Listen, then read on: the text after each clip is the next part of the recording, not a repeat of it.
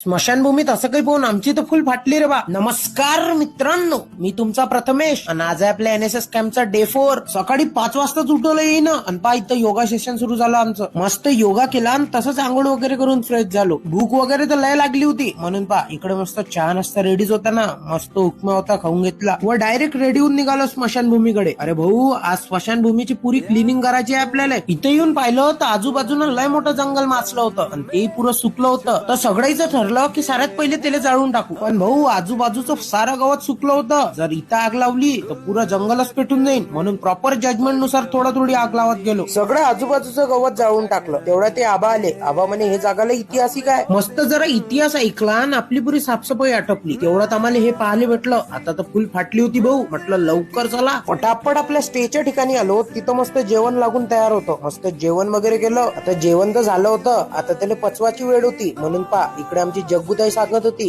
कशी सायकल चालवायची. जेवण झालं आणि तशीच आमची सगळी NSS ची टीम निघाली स्मशानभूमीकडे. आता एकटं जाऊन काही फायदा नाही भाऊ. मगाशी आपण पाहिलं, आता स्मशानभूमीचं कलरिंगचं काम होतं. तर आम्ही पा इथं आलो आणि इथं काही वेगळंच पाहायला भेटलं भाऊ. आता अजून फाटली. मी म्हटलं मी काही काम करत नाही, मला लय भेव लागू राहिलं होतं, पण आमच्यातले पोरं खतरनाकच आहे ना, पा डायरेक्ट स्मशानभूमीच्या वर चढून कलर करू राहिले. चला आता येईले करू द्या कलर. मी भेटतो उद्या. तोपर्यंत जय महाराष्ट्र.